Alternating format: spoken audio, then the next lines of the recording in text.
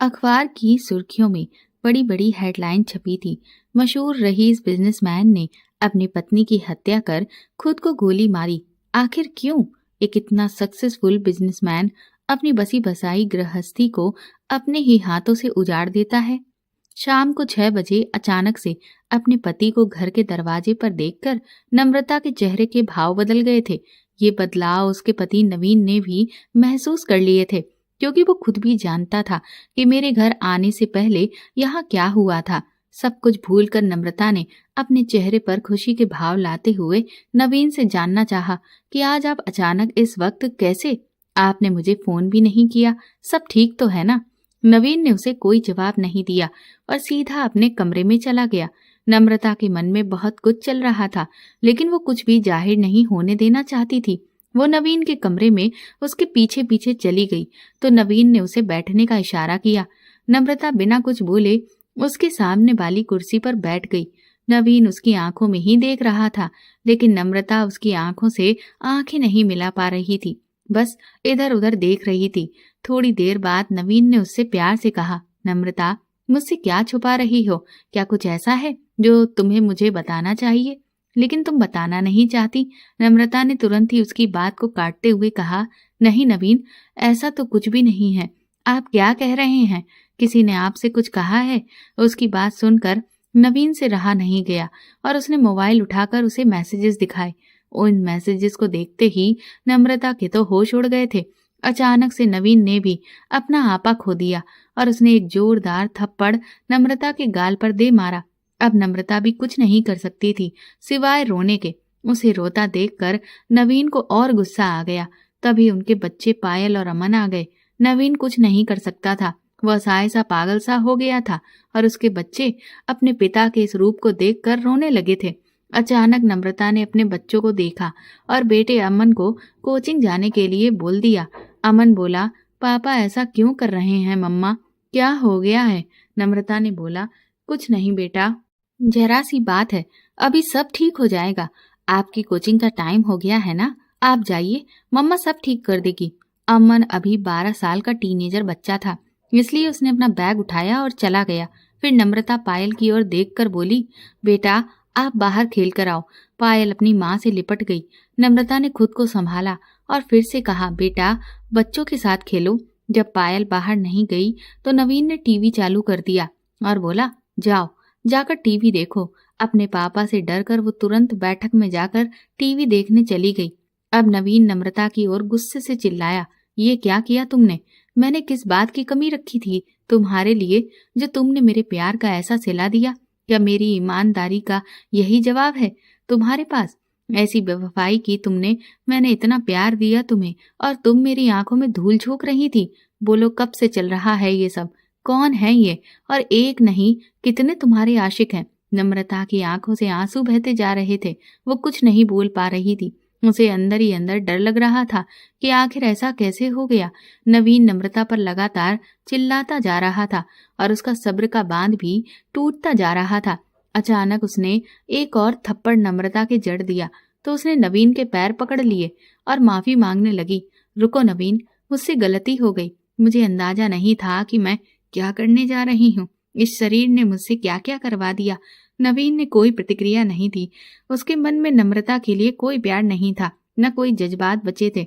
आखिर होते भी कैसे, क्योंकि नम्रता के जो गलत तरह के मैसेजेस उसके फोन में किसी ने भेजे थे, वो भी एक नहीं कई सारे। नवीन ने नम्रता को धक्का दिया और जोर से चिल्लाया, अंदाजा नहीं था? कैसे? कोई इतनी बड़ी गलती कर रहा है और उसे एहसास नहीं होगा कि वो क्या करने जा रहा है, कि अपने ही बसे हुए घरौंदे को उजाड़ दिया, वो भी सिर्फ 2 मिनट के सुख के लिए। आखिर इस मिट्टी की काया की इच्छाओं का इतना मोह। नवीन की आंखों से आंसू बह रहे थे और इधर नम्रता भी आंसू बहा रही थी। नवीन फिर चिल्लाया, अब किसके लिए रो रही हो? क्या मैं तुम्हारी इच्छाएं पूरी नहीं कर सकता था? क्या कमी रह गई थी मेरे प्यार में? तुम मेरे लायक नहीं रही, तुम अपवित्र हो। मैंने परिवार के खिलाफ जाकर तुम्हें अपनाया था और तुमने मेरे साथ क्या किया? मुझे ही धोखा दे दिया। अब तो मैं कहीं भी मुंह नहीं दिखा पाऊंगा और ना ही तुम्हें अपना पाऊंगा। नम्रता फिर से रोते हुए बोली, नहीं नवीन, प्लीज मुझे ऐसे ना छोड़कर जाओ। मैं तुम्हारी पत्नी हूँ, मुझसे गलती हो गई, मुझे माफ कर दो। नवीन ने उसकी तरफ देखकर कहा, अगर यही गलती मैंने की होती तो क्या तुम मुझे माफ कर पाती? अब नम्रता के पास कोई जवाब नहीं था, बस आंखों में आंसू लिए वो नवीन की तरफ देख रही थी। तभी अचानक फिर से नवीन ने चिल्लाकर पूछा, बोलो, आखिर कब से चल रहा है ये सब, और कौन है ये सारे? सब मुझे सब जानना है। नवीन ने चिल्लाते हुए नम्रता से कहा, बताओ मुझे क्या हो रहा है ये सब, और अब कोई झूठ नहीं चलेगा, मैं सिर्फ सच सुनना चाहता हूँ। नम्रता ने नवीन की ओर देखते हुए कहा, मैं जानबूझकर कुछ नहीं करना चाहती थी, बस अनजानी सी चाहत ने मुझे ऐसा करने को मजबूर कर दिया। आखिर मैं माँ के साथ साथ एक पत्नी भी हूँ और एक औरत भी। आप ये कैसे भूल गए कि एक औरत होने के नाते मुझे कई बार आपका साथ चाहिए होता और आप वहां नहीं होते थे। बताइए मुझे, मैंने कैसे अपना समय बिताया होगा आपके बिना? नवीन ने फिर चिल्लाकर कहा, तो मैं इतनी मेहनत किसके लिए कर रहा हूँ?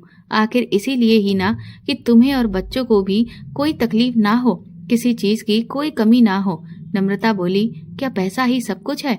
परिवार क्या होता है? पति पत्नी आपस में कैसे रहते हैं? एक साथ घूमने, सुख दुख में साथ देना क्या होता है? बच्चों के पेरेंट्स मीटिंग हो या गेम्स, रिश्तेदारों के साथ मिलना जुलना हो या कोई और त्योहार, आपको बस अपनी नौकरी और पैसे के अलावा कुछ नहीं दिखा।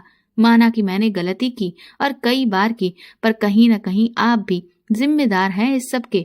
नवीन ने इतना सुना कि एक और थप्पड़ नम्रता के गाल पर मार दिया और बोला, बस अब एक शब्द नहीं। अपनी गलतियों को मेरे सर मढ़ना चाहती हो? कितनी गिरी हुई हो तुम? नम्रता नवीन के पैरों में गिर गई, पर वो उसे छोड़कर अलग हो गया और चेयर पर जाकर बैठ गया। नम्रता बोलने लगी, जब तुम अपनी मीटिंग में ध्यान रखे रहते थे और मुझे और बच्चों की जरूरत का ध्यान रखने के लिए कोई नहीं होता था, तब भी तुमने ध्यान नहीं दिया। आज मैं तुम्हें सब बताऊंगी। नवीन, तुम एक हफ्ते के लिए मुंबई गए थे, तभी अचानक मेरे भाई का फोन आया था। माँ बीमार थी और भाभी के मायके में भी उनके पिताजी के देहांत हो जाने से उनका वहां जाना जरूरी था। तब मुझे भाई ने फोन करके बुला लिया था और मैं दोनों बच्चों को लेकर वहां चली गई थी। वहां जाने के बाद उस दिन हमने साथ मिलकर खाना खाया। तभी मेरे भाई का दोस्त अजीत वहां आया। वो आते ही बच्चों से घुल मिल गया और वो भाई भाभी को स्टेशन छोड़ वापस माँ के घर आया। थोड़ी देर मुझसे और माँ से बातें की और चला गया। अगले दिन बच्चे उसे याद कर रहे थे तो उन्होंने मेरे भाई को फोन करके कहा कि कल वाले अंकल को बोलिए ना कि यहाँ आ जाएं, हमारा मन नहीं लग रहा। भाई ने फोन करके अजीत को माँ के यहाँ आने को बोला। अजीत के आते ही बच्चों के चेहरे पर खुशी आ गई। वो उन्हें कार में घुमाने लेकर गया और वापस आते ही बच्चे उसके सामने बोले, मम्मा, अंकल बहुत अच्छे हैं, देखो आइसक्रीम खिलाई। पापा तो हमें कभी भी नहीं ले जाते, ना हमारे साथ खेलते हैं। उनके ऐसा कहने पर अजीत और मेरी नजरें मिली और अचानक उसने वो दर्द भी महसूस कर लिया। मैंने बनावटी मुस्कान लेकर बच्चों से कहा, ऐसा नहीं है बेटा, पापा के पास काम बहुत ज्यादा होने से उन्हें टाइम नहीं मिलता। जैसे ही उनका काम खत्म होगा वो आप लोगों को जहां आप कहोगे वहीं ले जाएंगे। अजीत ने भी हल्की मुस्कान दी। फिर मैंने अजीत को खाना खाने के लिए रोक लिया और माँ, बच्चे और अजीत हमने साथ में खाना खाया। पर बच्चों के चेहरे पर जो खुशी थी वो अजीत के वहां रहने से थी। वो भी उनसे बहुत जल्दी घुल मिल गया। फिर रात के 9 बजे अजीत को घर जाना था, इसलिए मैं उसे गेट तक छोड़ आई। अजीत ने कार स्टार्ट की और बाय कर जाने लगा। फिर कार रोककर अचानक ही उसने मुझसे पूछा, क्या आप आइसक्रीम खाना चाहोगी? उसके ऐसा कहने पर मैंने भी हामी भर दी। फिर अचानक माँ और बच्चों का ख्याल आया। मैंने उससे कहा, फिर माँ और बच्चे? तो वो बोला, आप कहें तो सबको लेकर चलते हैं। मेरे चेहरे पर हल्की हंसी आ गई तो कहने लगा, आप ऐसे ही हंसती रहा करिए, अच्छी लगती हैं। बाकी जिंदगी में बहुत ही परेशानियां आती हैं, पर उनकी परेशानियों की वजह से हमें मुस्कुराना या जिंदगी जीना नहीं छोड़ना चाहिए। उसकी बातें मेरे दिल तक पहुंच पा रही थीं। मैंने उसे 2 मिनट रुकने का बोला और अंदर चली गई। मैंने बच्चों से पूछा, अब क्या करना है? तो बच्चे खुद बोलने लगे कि उन्हें नींद आ रही है, इसलिए मैं उनके कमरे में उन्हें सुलाकर माँ के पास आई और पूछा, माँ, आप अभी सोने जा रही हो? उन्होंने कहा, नहीं नम्रता, कुछ काम है क्या? मैंने कहा, हाँ माँ, मेरा मन आज बाहर जाने का हो रहा है, अजीत साथ में है, हम जल्दी ही आइसक्रीम खाकर वापस आ जाएंगे। तो माँ बोली, ठीक है, पर जल्दी आ जाना। और बच्चे? मैंने उनसे कहा कि वो सो चुके हैं। फिर जैसे ही मैं जाने को थी तो माँ बोली, बेटा, अजीत अच्छा लड़का है, पर रात बहुत हो गई है, ध्यान रखना। मैं हाँ में सिर हिलाकर बाहर से दरवाजा लॉक कर हल्की सी मुस्कान के साथ अजीत के पास आई और कहा, अब चलते हैं। तब तक अजीत कार के बाहर टिक कर खड़ा होकर मेरा इंतजार कर रहा था। उसने भी मुझे देखा और मेरे लिए कार का दरवाजा खोल दिया। मन में अनगिनत सवाल थे, पर मुझे कुछ नहीं दिख रहा था। मैं अपनी भी जिंदगी जीना चाह रही थी। कार में बैठने पर अजीत ने मुझसे सवाल किया, आपसे एक बात पूछूं? मैंने हामी भरी तो कहने लगा कि क्या आपके मुस्कुराने में मैं आपकी मदद कर सकता हूँ? मैंने ना समझते हुए उसकी तरफ देखा और पूछा, मैं समझी नहीं। तो कहने लगा, मतलब मुझे लगता है कि आपके मन में कोई बात है जो आप किसी से कह नहीं पा रही हैं और अंदर ही अंदर घुट रही हैं। क्या है जो आपको हंसने से रोकता है? किसी भी इंसान को खुश रहने का हक है, पर आप खुशी बाहर से दिखाने की कोशिश करती हैं, लेकिन खुश नहीं हैं। उसका इतना बोलना था कि मेरी आंखों से झरझर आंसू बहने लगे। फिर मैं खुद को संभालते हुए बोली, ऐसी क्या बात तुम्हें समझ में आ गई अजीत, जो मेरे पति को समझ में नहीं आती? उन्हें मेरा और बच्चों का अकेलापन क्यों नहीं दिखता? जैसे तुम उनके साथ खेल रहे हो, उन्हें घुमाने ले जाते हो, वैसे बच्चों का मन है कि उनके पापा उन्हें लेकर जाएं, पर नवीन तो जैसे अपने बिजनेस में डूबे रहते हैं। ऐसा नहीं है कि मैं उन पर भरोसा नहीं करती हूँ या उनके जीवन में कोई और है। वो तो बहुत ईमानदार हैं और बस हमारा साथ नहीं दे पाते। कभी बिजनेस मीटिंग, कभी दूसरे शहर के दौरे, सब समझते हैं, फिर भी क्यों? अजीत ने समझदारी दिखाते हुए कहा, नम्रता जी, वैसे मेरी शादी तो नहीं हुई है, पर फिर भी मैं कहना चाहूंगा कि पुरुष होकर बहुत जिम्मेदारियां हो जाती हैं। माँ बाप, भाई बहन की जिम्मेदारियां, फिर शादी के बाद एक अच्छा पति, एक अच्छा पिता बनना, फिर उन सभी को बराबर से महत्व देना। उसके जीवन में कोई छोटा बड़ा नहीं होता, सब बराबर होते हैं। फिर आती हैं सबकी खुशियां, जिन्हें पूरा करने के लिए वो अपनी जवानी के दिनों से ही बुढ़ापे तक सफर करता है। फिर अनजाने में ही उसे बहुत सारी खुद की खुशियों को त्यागना पड़ता है। अब मैं नवीन से मिला नहीं हूँ, पर कहीं न कहीं बता सकता हूँ कि उन्हें खुद भी ये कमी खलती होगी कि अपने परिवार को मैं पूरी तरह से टाइम नहीं दे पाता। इस पुरुषवादी समाज में एक पुरुष की सबसे बड़ी कमी यही है कि वो खुद अंदर ही अंदर घुटता रहेगा और बताएगा नहीं, क्योंकि हमारे समाज में पुरुष को यही सिखाया गया है कि सारी समस्याएं वो खुद अकेला ही निपटा ले, जबकि ऐसा नहीं है नम्रता जी। नम्रता एकटक अजीत को देखे जा रही थी और ध्यान से उसकी बातें सुन रही थी। नम्रता सोच रही थी कि ऐसी बातें नवीन शादी से पहले करते थे और शादी होने के बाद फिर वही जिम्मेदारी निभाना। मनचाही शादी होने से तो ऐसा लगता है कि जैसे औरत को ही जीत लिया है और औरत को घर में ही रहना है, जिम्मेदारियां संभालनी है। ऐसा बेरंग जीवन क्यों हो जाता है कि सभी पुरुष ऐसे ही होते हैं? नम्रता के मन में ये सारी बातें चल रही थी। अजीत ने कार रोकी तो नम्रता वर्तमान में आ गई। कहने लगा, माफ कीजिए नम्रता जी, मेरा इरादा आपका दिल दुखाने का नहीं था। क्या मैं कुछ ज्यादा बोल गया? प्लीज मेरी बातों को दिल से ना लगाइए, और जो भी हो आपकी पर्सनल लाइफ में है, मुझे उसमें दखल नहीं देना चाहिए। अजीत के ऐसा कहने पर नम्रता हंसने लगी और बोली, कोई बात नहीं अजीत, आपने जो भी कहा सच ही तो है। शायद मैं ही नवीन को गलत समझ रही हूँ और आप बहुत समझदारी भरी बातें कर रहे हो। वैसे आपके घर में कौन कौन है?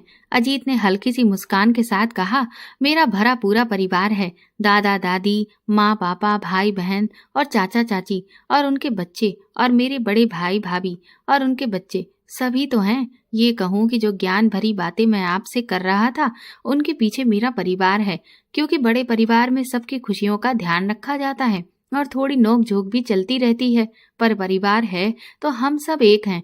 नम्रता भी हल्का सा मुस्कुराई और हाँ में गर्दन हिला दी। फिर अजीत ने कार आइसक्रीम स्टैंड पर पार्क की। दोनों ने अपनी पसंद की आइसक्रीम खाई।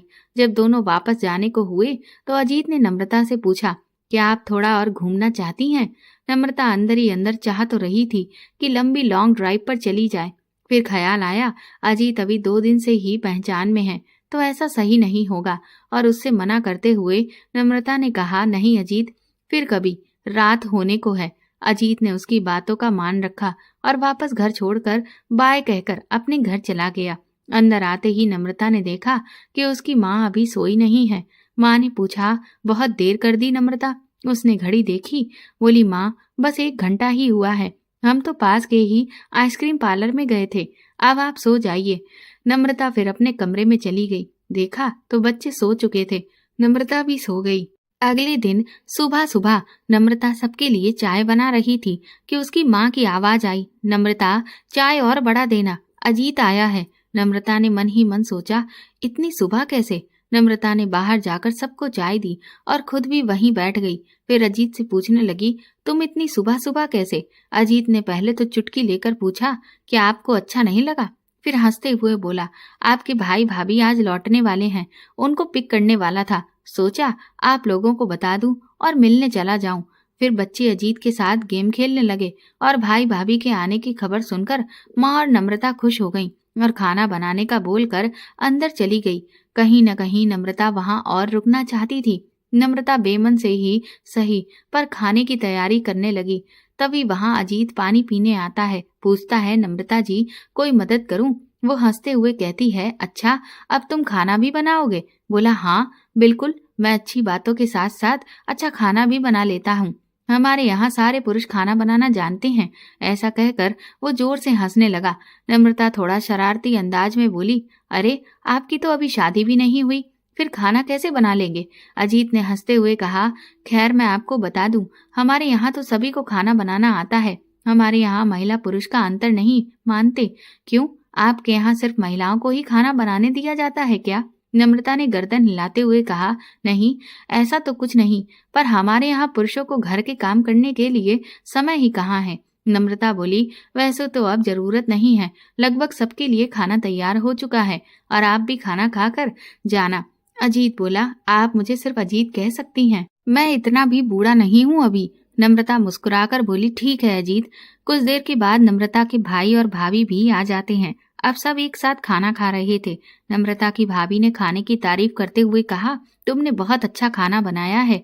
इससे पहले कि नम्रता कुछ कहती, अजीत तपाक से बोला, हाँ खाना तो बहुत ही स्वादिष्ट बना है, ऐसा कि मैं अपनी उंगलियां भी खा जाऊंगा। अजीत की इस बात पर सब ठहाका लगाकर हंस रहे थे, लेकिन नम्रता की भाभी को ये बात थोड़ी अटपटी लगी। वो बोली, अरे वाह अजीत, खाना तो तुम हमारे घर पहले भी खाए हो, पर कभी मेरे बने खाने की इतनी तारीफ नहीं की।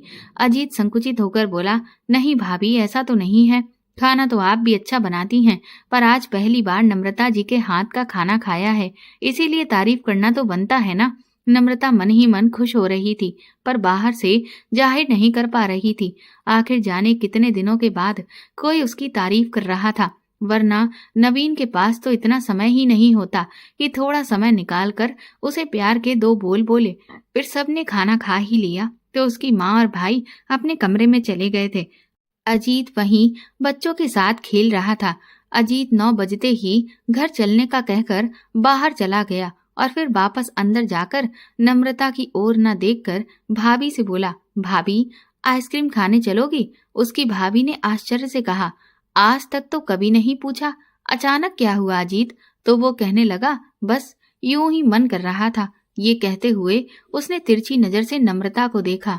नम्रता की भाभी बोली, नहीं बाबा, इतना सफर करके आए हैं, अब और नहीं घूमा जाएगा, ऐसा करो कल चलेंगे। अजीत तपाक से बोला, पर मेरा मन तो आज है, ऐसा करता हूँ बच्चों को लिए जाता हूँ। भाभी बोली, उनको तुम अकेले नहीं संभाल पाओगे, जाओ नम्रता को भी ले जाओ। नम्रता वैसे तो जाहिर नहीं होने देना चाह रही थी, लेकिन उसकी मंद मंद मुस्कुराहट अजीत ने भी देख ली थी। बच्चे तो तुरंत तैयार हो गए और भाभी ने नम्रता को भी जाने को बोला।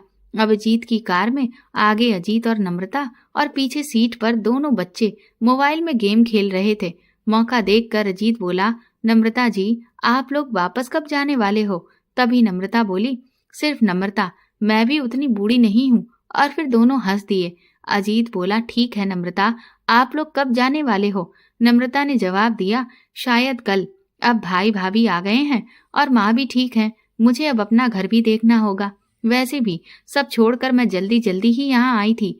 अजीत थोड़ा उदास होते हुए बोला, कुछ दिन और रहते तो अच्छा लगता। नम्रता बोली, क्यों, ऐसा क्या होने वाला है कुछ दिनों में? अजीत कहने लगा, बस अच्छा लग रहा है आप लोगों का यहाँ होना।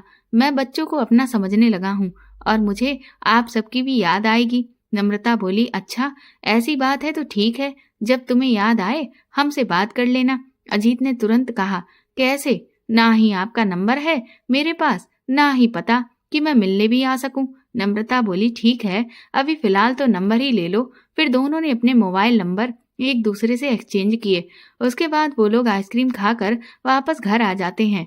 कार घर के बाहर रुकते ही बच्चे दौड़कर अंदर जाते हुए अजीत को गुड नाइट विश करके गए। बाहर खड़े अजीत ने नम्रता को भी गुड नाइट विश करते हुए कहा, ठीक है, कल भी आइसक्रीम खाने चलेंगे, तैयार रहना। नम्रता बोली, गुड नाइट अजीत, देखते हैं, शायद कल हम चले जाएं।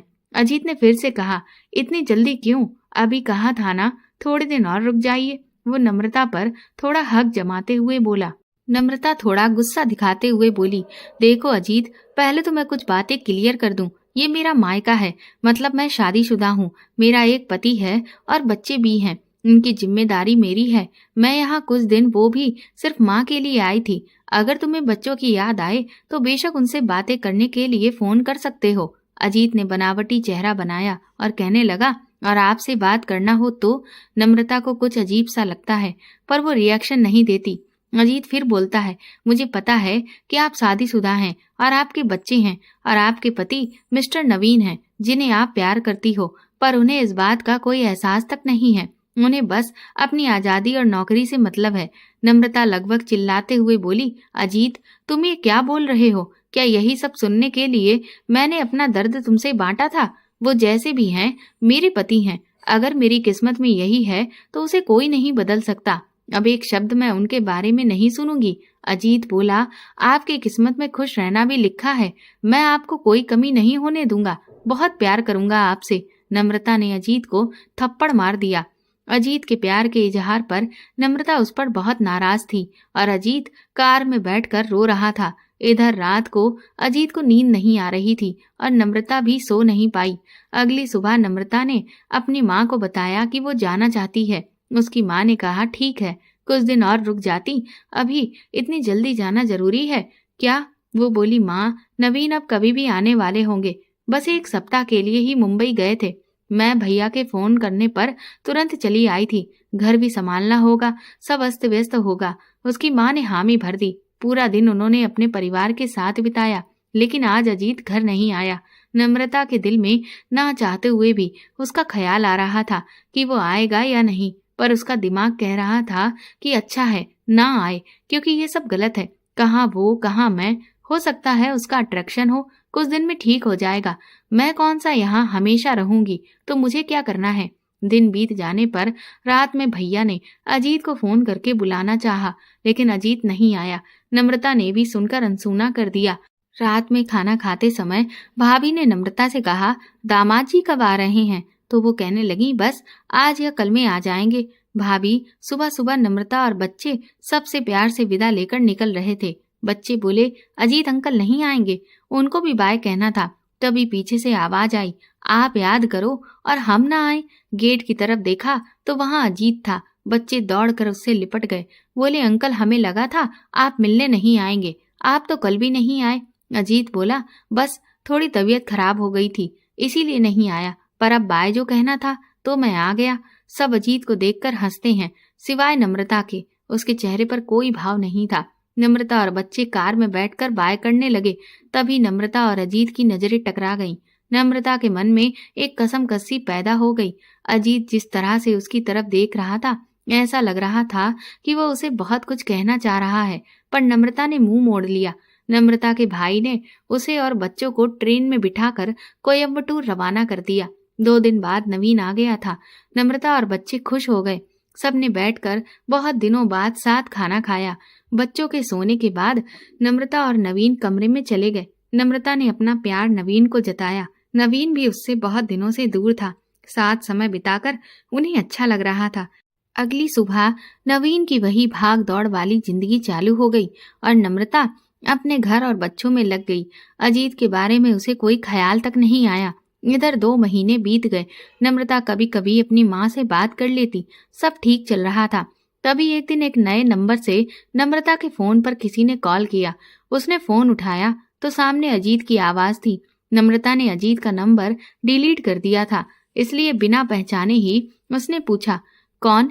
तो अजीत ने कहा, कैसी हो आप? वो कहने लगी, अच्छा अजीत, मैं ठीक हूँ, कहो कैसे फोन किया?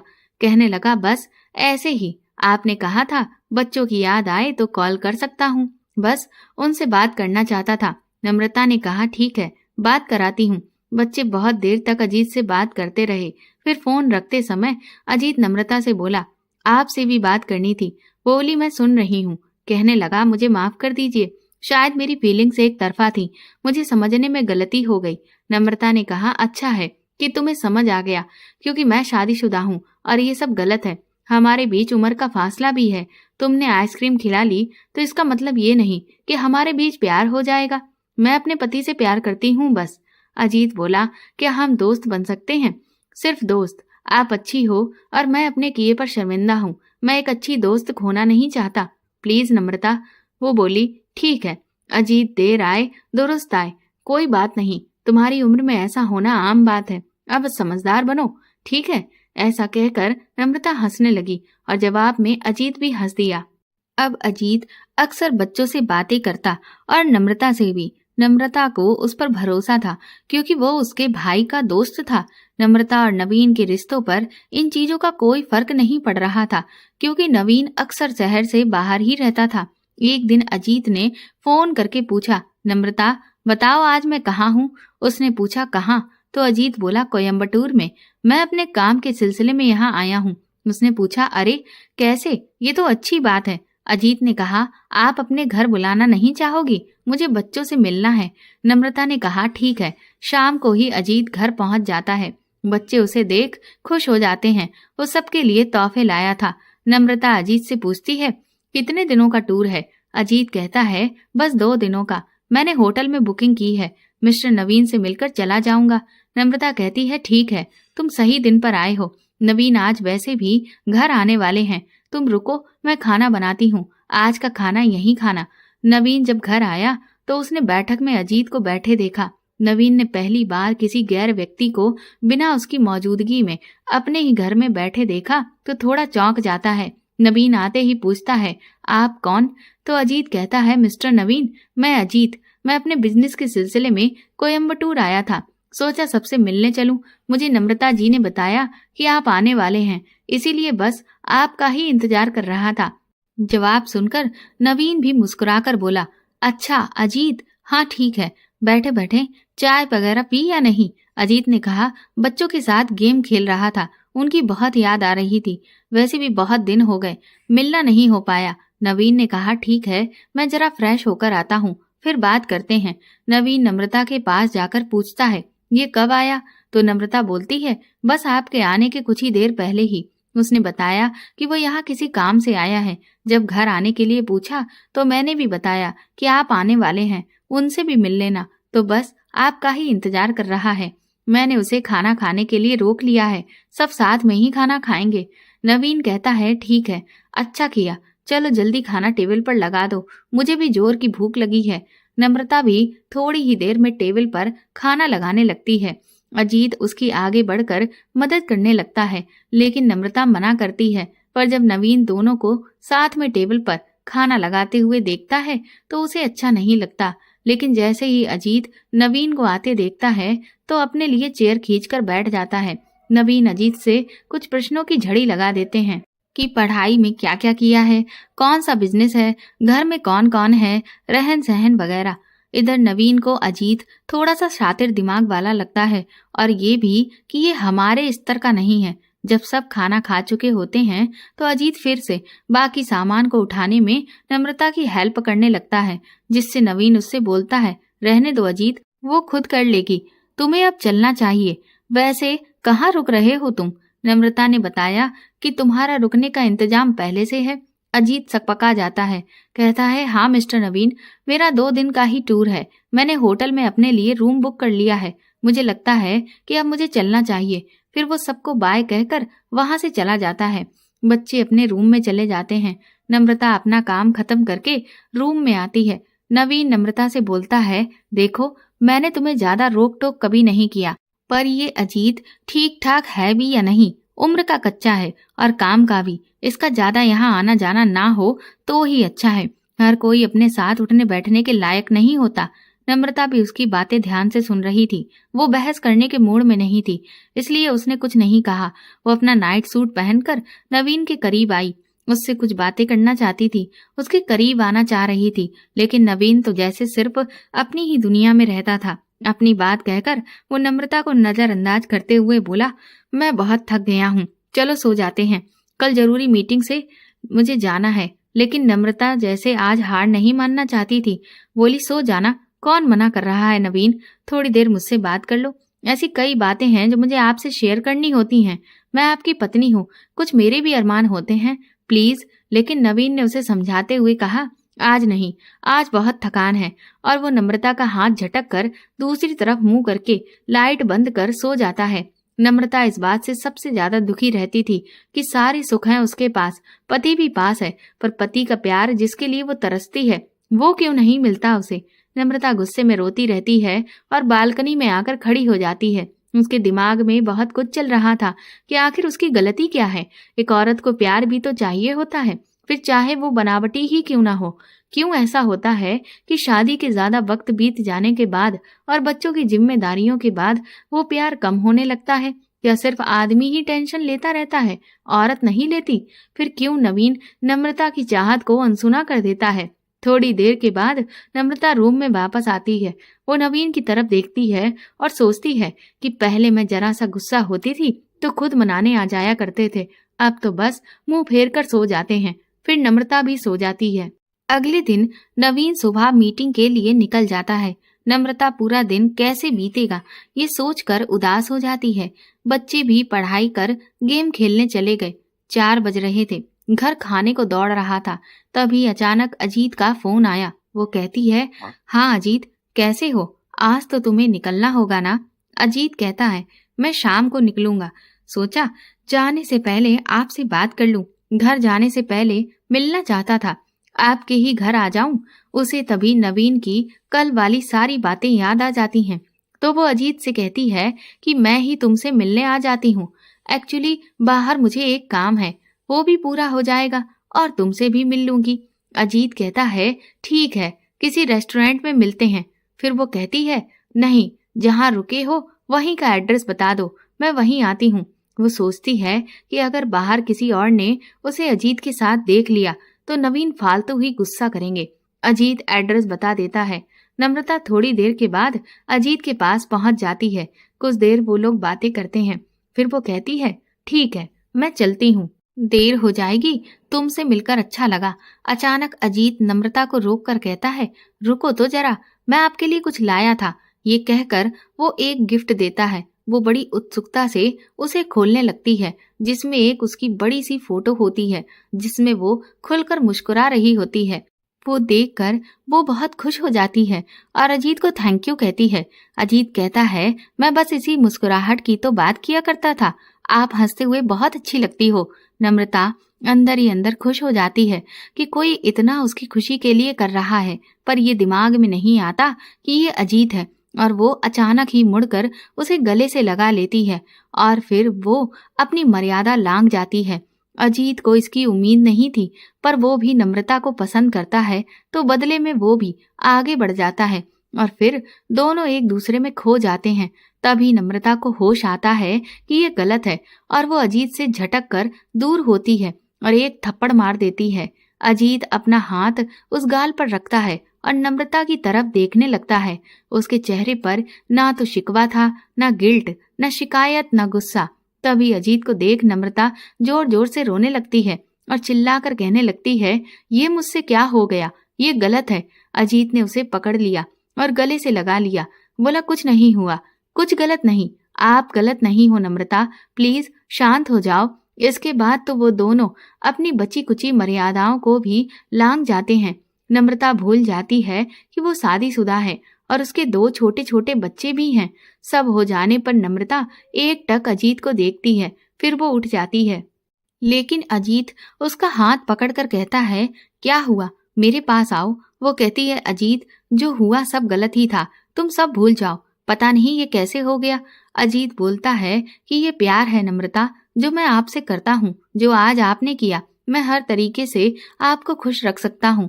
नम्रता रोते हुए कहती है, मैं तो शादीशुदा हूँ। वो कहता है, तो क्या हुआ, मैं आपके और मिस्टर नवीन के बीच नहीं आऊंगा। बस मैं तो आपसे प्यार करूंगा, अपने दायरे तक। नम्रता उसकी बातों का मतलब समझ नहीं पाई और उसने कुछ भी नहीं बोला, लेकिन आज वो तृप्त थी। नम्रता समय देखती है और कहती है कि मुझे देर हो रही है, अब मैं घर जाती हूँ। घर पहुंचकर देखती है कि घर पर तो ताला लगा था, मतलब बच्चे नहीं आए थे। पहले वो घर पहुंचकर नहा धोकर फ्रेश हुई, फिर बच्चों को उनके दोस्त के घर फोन कर बुला लिया। उसके मन में अभी भी बहुत कुछ चल रहा था, पर चेहरे पर कोई भाव नहीं थे। रात में नवीन घर आया और सबने खाना खाया।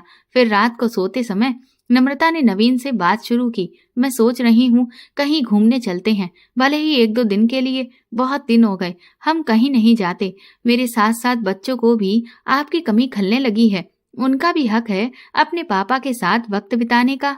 नवीन बीच में टोक कर कहता है, नम्रता, किसने कहा मैं टाइम स्पेंड नहीं करता?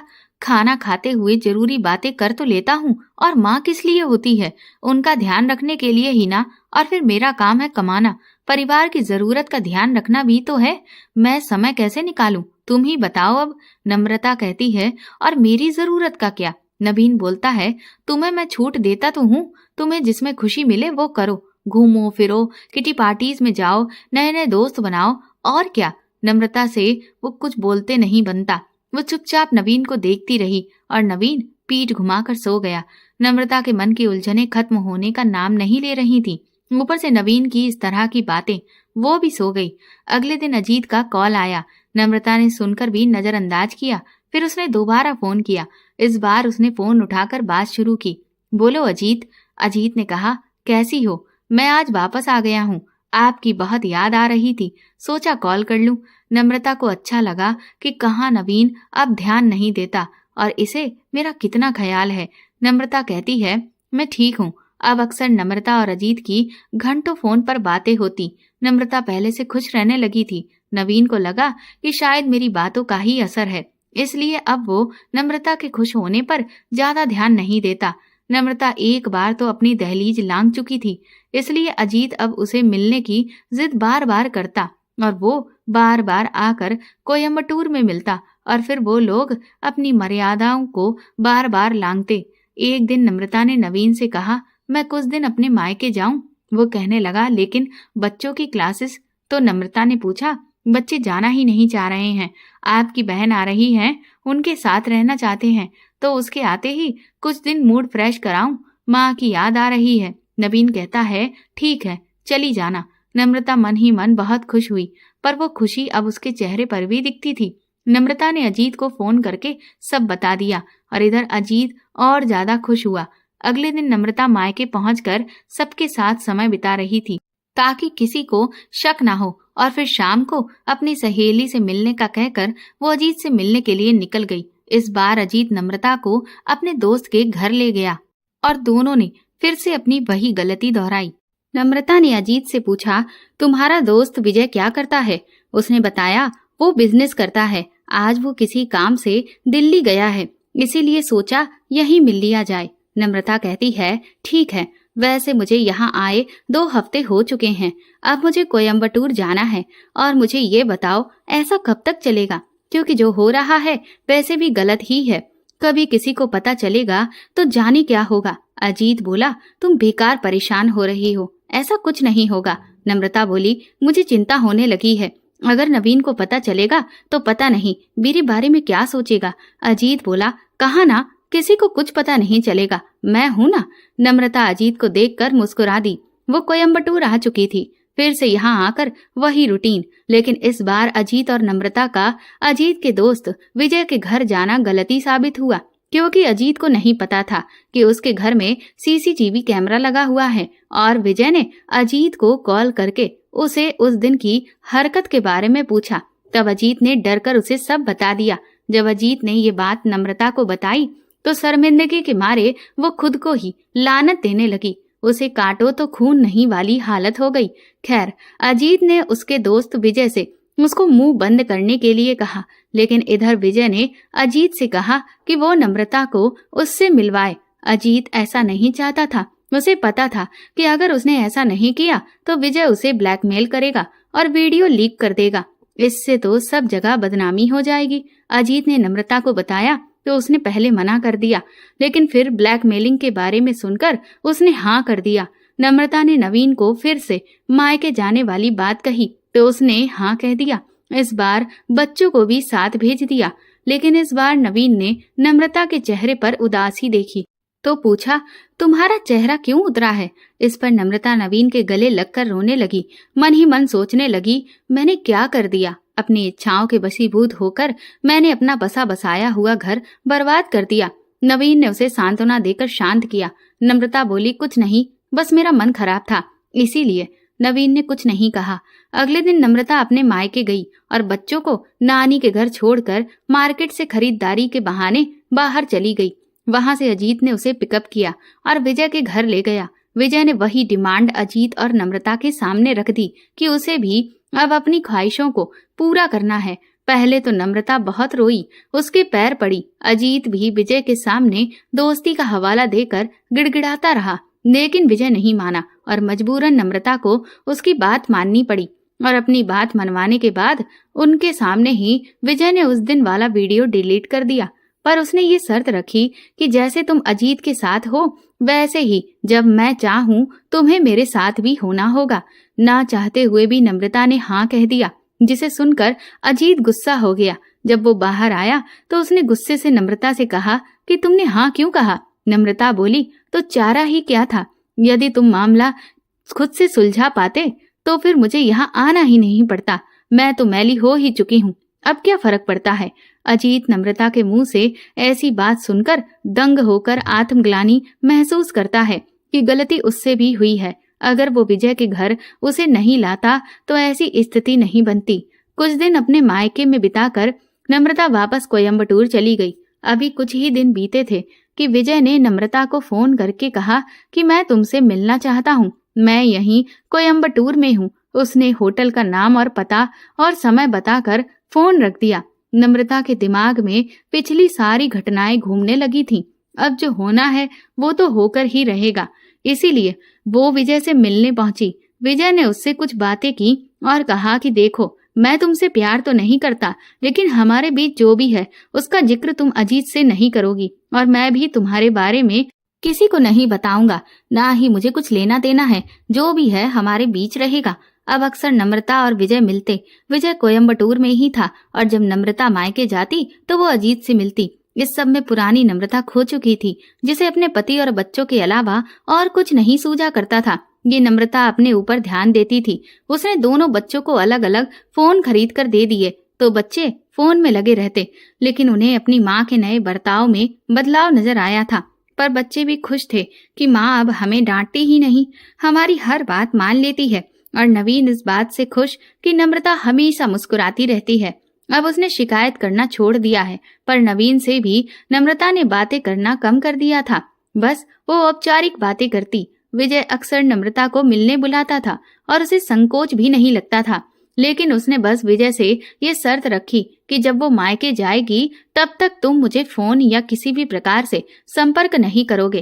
कुछ दिन बाद वो अपने मायके आई। अजीत एक प्राइवेट जॉब करता था। उसके पास ज्यादा पैसे नहीं थे, लेकिन अब उसकी अय्याशियों और महंगे महंगे खर्चों के लिए नम्रता ही कीमत चुकाने लगी थी। एक दिन वो होटल रूम में अपना काम खत्म होने के बाद बैठकर कुछ बात कर रहे थे। तभी उसके फोन पर विजय का फोन आया, जिसे देख वो घबरा गई। नम्रता ने अजीत और विजय दोनों के नाम अपनी सहेलियों के नाम पर सेव कर रखे थे। पहले तो उसने फोन काट दिया, लेकिन जब उसने दोबारा कॉल किया तो वो अजीत से थोड़ा साइड जाकर कॉल रिसीव करके बोली, हाँ कहो। विजय ने कहा, तुम मेरा फोन क्यों नहीं उठा रही? उसने कहा, मैं मायके आई हूँ, तुम्हें बताया तो था, अब बोलो क्या बात है? विजय ने कहा, मुझे कुछ पैसे चाहिए नम्रता। वो बोली, पैसे? पर क्यों? मेरे पास पैसे कहाँ हैं? विजय बोला, मैं जानता हूँ तुम अजीत को खुश रखने के लिए क्या क्या करती हो, फिर वही खुशी तो मैं भी तुम्हें देता हूँ, फिर तुम मुझे पैसे देने में क्यों आनाकानी कर रही हो? नम्रता ने कहा कि तुमने मुझे ब्लैकमेल किया, उसके बदले में तुम जो कहते हो मैं करती हूँ। आप पैसे भी? मैं नहीं कर पाऊंगी ये सब। विजय बोला, ठीक है, मायके से कितने दिनों में वापस आओगी? उसने कहा, 2 दिन बाद। बोला, ठीक है, कोयम्बटूर आते ही मुझे कॉल करना, वरना अंजाम अच्छा नहीं होगा। फोन रखते ही अजीत ने पूछा, क्या हुआ? किससे बातें कर रही थी? नम्रता ने घबराकर कहा, सहेली है, कोयम्बटूर में उसे बताना भूल गई थी तो जानने के लिए कॉल किया था कि मैं कहाँ हूँ। उसके बाद दोनों फिर अपने उसी रास्ते पर बढ़ गए। 1 घंटे के बाद नम्रता जल्दी से उठकर तैयार हुई। बोली, मैं चलती हूँ, लेट हो रहा है। शायद इस बार आखिरी मिलना हो, क्योंकि मैं 2 दिन बाद कोयम्बटूर जा रही हूँ और घर के और भी काम हैं जो पूरे करने हैं। 2 दिन बाद नम्रता वापस आ जाती है और वो विजय को कॉल करती है। विजय उसे होटल में बुलाता है। विजय उसे गले मिलकर खुश होते हुए बोला, मैंने तुम्हें बहुत मिस किया। नम्रता ने उसे धक्का दिया, कहा, ये नाटक मेरे साथ मत करो।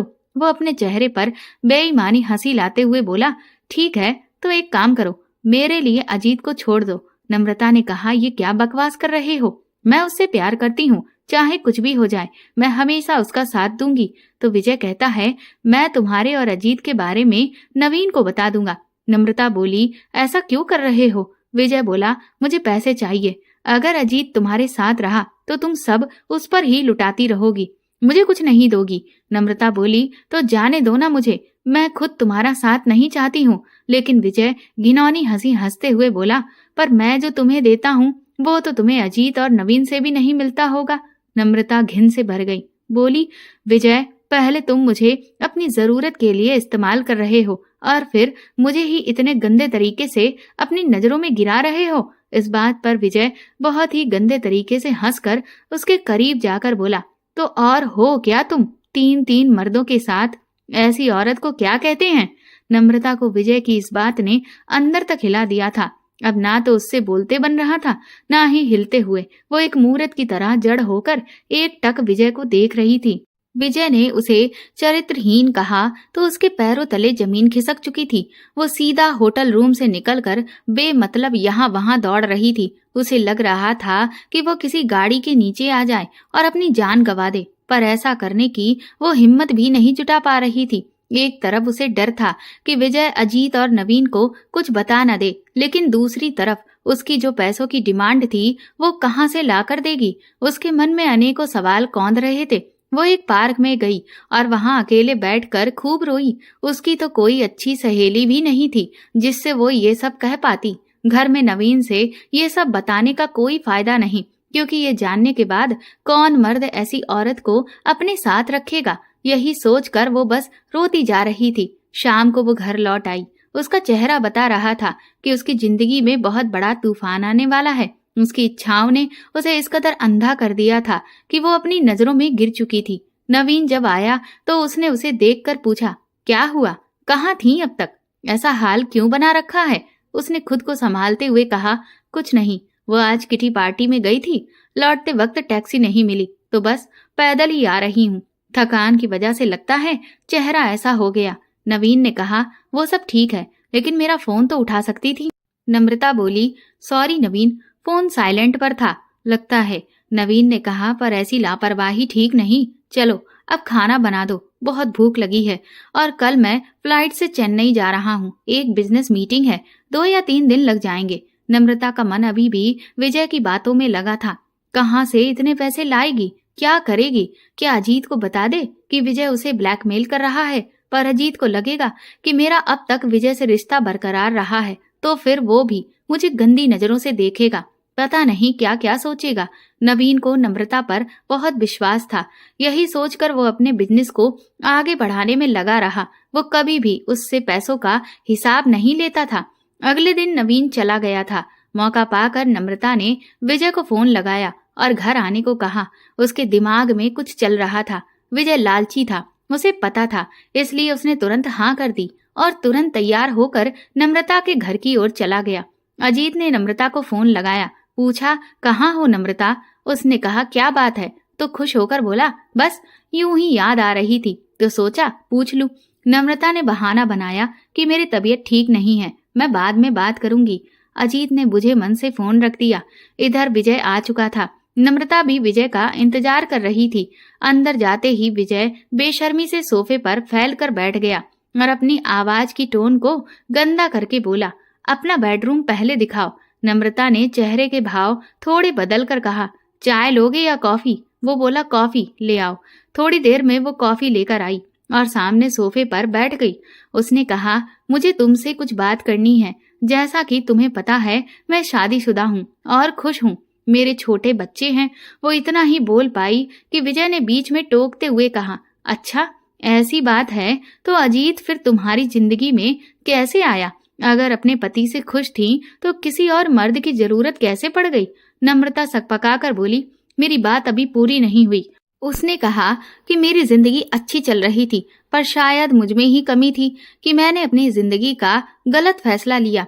अजीत के करीब जाकर मैं अपनी इच्छाओं के लिए उसका सहारा लेने लगी। इस पर विजय गंदे तरीके से बोला, वो तो मैं भी करता हूँ। नम्रता ने कहा, तुम चुप रहोगे? मुझे अपनी बात पूरी करने दो पहले। वो कहने लगी, मैं जैसी भी हूँ पर अपनी जिंदगी को फिर से मौका देना चाहती हूँ। इसके लिए मैं तुमसे कहना चाहती थी कि इस वीडियो के बदले तुम्हें जितने पैसे चाहिए एक बार में बोलो, मैं आज ही दे दूंगी। उसके बाद ना तुम मुझे जानते हो ना मैं तुम्हें। विजय ने कहा, ऐसा है तो अजीत का क्या होगा? नम्रता कॉन्फिडेंस से बोली, मैं उसे भी समझाऊंगी कि वो मुझे भूल जाए। मैं अपने पति और बच्चों से बहुत प्यार करती हूँ, बस मुझे उनकी ही होकर रहना है। विजय बोला, तो क्या अजीत मान जाएगा? नम्रता ने कहा, नहीं जानती, पर मैं चाहती हूँ कि जो मैंने गलतियां की हैं वो मैं समय रहते सुधार लूं। प्लीज विजय। तभी विजय कुछ सोचने के बाद बोला, ये बताओ तुम्हारा पति कहाँ है अभी? वो कहने लगी, वो चेन्नई गए हैं, कल आएंगे। फिर उसने कहा, और तुम्हारे बच्चे? नम्रता ने कहा, वो स्कूल गए हैं। विजय शैतानी मुस्कुराहट लाकर बोला, मैं तुम्हारी बात मानने को तैयार हूँ, पर तुम्हें पहले मेरी बात माननी होगी। उसके बाद मैं तुम्हें तुम्हारा वीडियो भी दे दूंगा और अपने पैसे लेकर हमेशा के लिए चला जाऊंगा। उसने कहा, बताओ क्या बात है? विजय बोला, मुझे भी तुम्हारी आदत लग गई है, तुम हो ही इतनी खूबसूरत। उसकी बात सुनकर नम्रता शर्म से अपमान का घूंट पीकर रह गई। विजय बोला, मुझे कम से कम 50 लाख चाहिए आज शाम तक, और उससे पहले आज का तुम्हारा पूरा दिन मेरा। नम्रता आंखों में आंसू लिए उसे देख रही थी। उसे बहुत बुरा लगा था। विजय ने ऐंठते हुए कहा, ये रोना धोना बंद करो, मुझे तुमने खुद यहाँ बुलाया है, अभी नाटक क्यों कर रही हो? नम्रता ने कहा, मैं पैसे देने को अभी तैयार हूँ और कुछ नहीं करूंगी। विजय बोला, ऐसे कैसे नहीं? तुमने ही बोला था कि मैं जो बोलूंगा वो आज करने को तैयार हो। मेरी यही 2 शर्तें हैं। नम्रता को कुछ सूझ नहीं रहा था। एक तरफ वो खुद को विजय से बचाना चाह रही थी, लेकिन दूसरी तरफ वो फिर से उसी रास्ते पर चलने को मजबूर थी। वो करे तो क्या करे? नम्रता ने कहा, फिर तुम्हें कुछ देर रुकना होगा। ये कहकर वो अपने बेडरूम में चली गई। दूसरी तरफ अजीत कोयम्बटूर में ही आ चुका था और वो अपनी मीटिंग में बिजी था और सोच रहा था कि वो नम्रता को सरप्राइज कैसे दे। अजीत ने नम्रता को मैसेज किया, मैंने सुना है मिस्टर नवीन नया प्रोजेक्ट चालू करना चाहते हैं, मैं उसमें इंटरेस्टेड हूँ। क्या मेरी बात उनसे कराओगी या उनका नंबर मुझे सेंड करो, मैं खुद बात करना चाहता हूँ।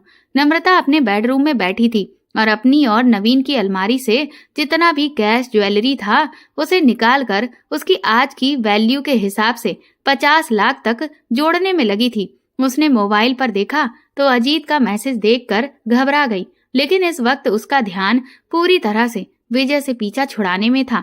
इसीलिए उसने नवीन का नंबर अजीत को देने के बारे में एक बार भी नहीं सोचा कि इसका अंजाम क्या होने वाला है।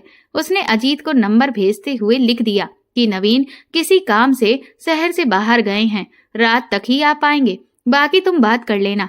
जैसे ही अजीत ने उसका मैसेज पढ़ा तो खुशी से झूम उठा। अब वो आराम से सरप्राइज दे सकता था। उसने प्लान बनाया और फूलों का गुलदस्ता खरीदा और कुछ गिफ्ट्स लेकर निकल पड़ा। नम्रता ने पूरा हिसाब लगाया और बेडरूम से बाहर आ गई। उसके हाथ में बैग देखकर विजय चौंक पड़ा। बोला, इसमें क्या है? नम्रता ने कहा, जितना भी कैश और ज्वेलरी है 50 लाख पूरे होते हैं, इसे ले लो और मेरी जिंदगी से हमेशा के लिए चले जाओ। लालची विजय ने लपक कर पहले तो बैग ले लिया, फिर खोलकर सब चेक किया और बेशर्मों की तरह फिर सोफे पर बैठकर पूछा कि अब दूसरी शर्त को पूरा करो। नम्रता बेचारी मन मसोस कर रह गई। उसके पास और कोई रास्ता भी नहीं था। नम्रता अपने दिमाग में सोच रही थी कि बस अब ये आखिरी बार है, इसके बाद वो ऐसा कोई काम नहीं करेगी। और इधर विजय मन में सोच रहा था कि मैंने तो सोने के अंडे देने वाली मुर्गी को फंसाया है।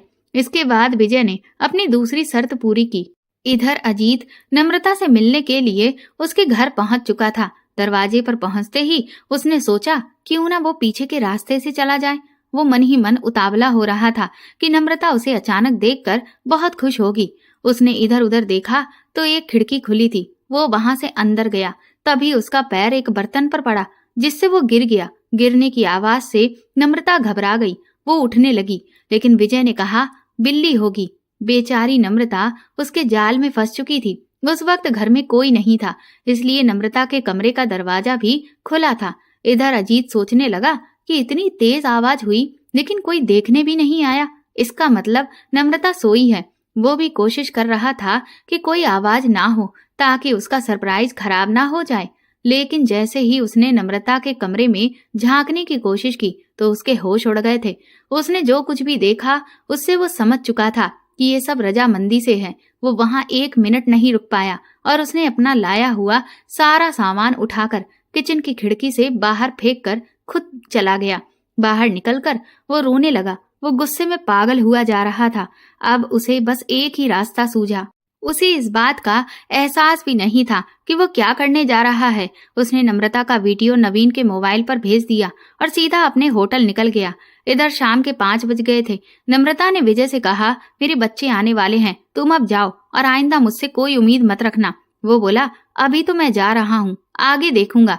नम्रता ने कहा, क्या मतलब है तुम्हारा? तो कहने लगा, आज पेट भर चुका है, अब आगे का देखूंगा। नम्रता समझ चुकी थी कि वो बुरी तरह से फंस चुकी है। आखिर वो अजीत को बताए या नवीन को? वो किसी तरह खुद को संभाल कर बोली, नहीं विजय, अगर तुम वाकई में मर्द हो तो अपनी बात पर कायम रहना और दोबारा मुझसे मिलने के बारे में सोचना भी मत, वरना मैं अपने पति को सब सच बता दूंगी। विजय उसे आंखें दिखाते हुए बोला, अभी जा रहा हूँ, बोला ना, बाद में बताऊंगा। और पैसे का बैग उठाकर चला गया। इधर नवीन मीटिंग से फ्री होने पर सबसे पहले फोन चेक करता है। पहले तो वो अननोन नंबर देखकर इग्नोर करता है, लेकिन फिर सोचता है कि देख लूं किसका मैसेज है।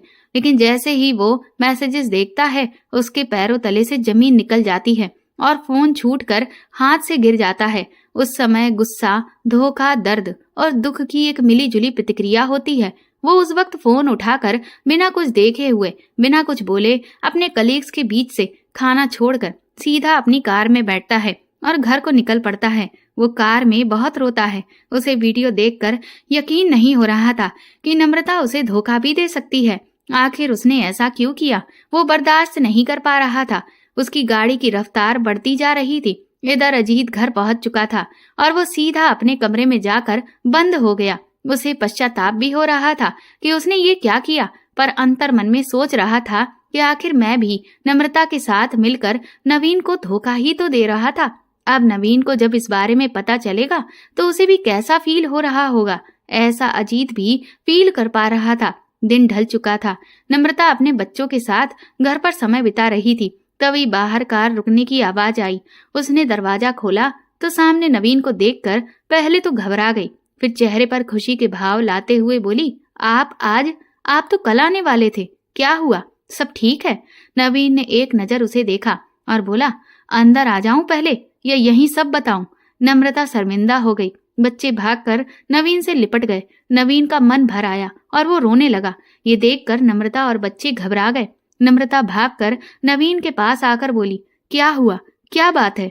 नवीन पहले तो नम्रता के गले लग जाता है और बहुत रोता है। फिर कहता है, कमरे में चलो, बात करनी है। उसके बाद वो बच्चों को भी वहां से हटा देते हैं। नम्रता के बारे में नवीन जान चुका था। उसे अब नम्रता से घिन आ रही थी। नम्रता पैरों में गिरकर माफी मांग रही थी। बाहर बच्चे बैठकर टीवी देख रहे थे और वो शाम को पापा के साथ बाहर जाने का प्लान बना चुके थे। नवीन ने बेडरूम की अलमारी से एक डायरी निकाली और उसमें लिखना शुरू किया। नम्रता जमीन पर बैठी उसे एक टक देख रही थी। उसे जरा भी एहसास नहीं था कि नवीन क्या लिख रहा है। 2-3 पेज लिखने के बाद नवीन ने प्यार से नम्रता को अपने पास बुलाया। डरी सहमी नम्रता उसके पास जाकर बैठ जाती है। फिर वो उसे कहता है, मैं तुमसे बहुत प्यार करता हूँ नम्रता। तुम्हारे लिए तो मैंने अपने माँ बाप को भी भुला दिया था। तुम ही मेरे लिए सब कुछ हो। नम्रता उसकी ओर देखती है। उसकी आंखों से लगातार आंसू बह रहे थे। फिर पीछे मुड़कर नवीन अलमारी का ड्रॉर खोलता है और पिस्तौल निकालकर सीधा नम्रता के सीने पर 3 फायर करता है। नम्रता के मुंह से एक शब्द भी नहीं निकल पाता और वो वहीं बेड पर बेमौत मारी जाती है। इसके बाद नवीन अपने सिर पर पिस्टल की नोक रखता है और बस फिर सब तरफ सन्नाटा पसर जाता है। शाम होती है तो बच्चों को याद आता है कि पापा घुमाने ले जाएंगे, लेकिन दरवाजा अंदर से बंद होता है। बच्चे दरवाजा खटखटाते हैं, बहुत देर दरवाजा नहीं खुलता तो बच्चे घबराकर पड़ोस वाले एक अंकल को बुला लेते हैं। वो भी दरवाजा खोलने की कोशिश करते हैं, पर जब दरवाजा नहीं खुलता तो वो लोगों को बुलाते हैं और पुलिस को भी फोन लगा देते हैं। सब मिलकर दरवाजा तोड़ते हैं तो सामने का दृश्य देखकर सबके होश उड़ जाते हैं। खून से लथपथ लाशें देखकर सबकी आंखें फटी की फटी रह गईं। बच्चों का रो रो कर बुरा हाल था। धीरे धीरे पड़ोसियों की मदद से दोनों के घर वालों को फोन पर सूचना दी गई, लेकिन किसी को भी यकीन नहीं हो रहा था कि ये सब कैसे हो गया। सब तरफ मातम छा गया था और रो रो कर सबका बुरा हाल था। उनकी मौत का कारण किसी को नहीं पता था। मौके पर पुलिस पहुंची तो उन्होंने पिस्तौल, डायरी और दोनों के फोन जब्त किए और उनकी लाशों को पोस्टमार्टम के लिए भेज दिया। दोनों परिवार वाले एक दूसरे पर इल्जाम लगा रहे थे। पुलिस ने नवीन के मोबाइल से वीडियो देखा और नम्रता के फोन से विजय और अजीत के नंबर और अजीत के साथ फोटोज भी निकाल लिए। नवीन ने डायरी में अपना कन्फेशन लिखा था कि अपनी पत्नी का किसी गैर मर्द के साथ रिश्ता होने की वजह से मैं उसे और खुद को इस जिंदगी से आजाद कर रहा हूँ। पुलिस ने बिना देरी किए अजीत को कस्टडी में ले लिया और विजय को भी पकड़ लिया। उसके बाद उन दोनों को 10 साल की कैद हो गई। बच्चे बेचारे अनाथ हो गए। हर अखबार की सुर्खियों में बस यही खबर थी। पत्नी की चरित्रहीनता का पता लगने पर मशहूर बिजनेसमैन ने अपनी और पत्नी की जान ली। आज बच्चे नाना नानी के पास हैं। उनके सर से माँ बाप का साया उठ चुका है। आए दिन कोई भी ताना मार कर बोलता है, इनकी माँ गंदी थी, वो अपनी ख्वाहिशों में इतनी अंधी हो गई कि अपने पति को भी खा गई। बच्चे बस रो देते हैं। अभी उन्हें ये बात समझ नहीं आती, पर जब आएगी तब क्या? अपनी माँ को वो माफ कर पाएंगे? क्या अपने पिता को माफ करेंगे? कि आखिर ऐसी नौबत आई ही क्यों? क्या बस यही रास्ता था? क्या यही प्यार होता है? क्या अपनी ख्वाहिशों को पूरा करना ही प्यार का मतलब है? तो दोस्तों, आपको ये कहानी कैसी लगी और इस कहानी पर आपकी अपनी क्या राय है, ये हमें कमेंट करके जरूर बताएं। और प्लीज इस कहानी को ज्यादा से ज्यादा शेयर और लाइक करके मेरे चैनल को सपोर्ट करें।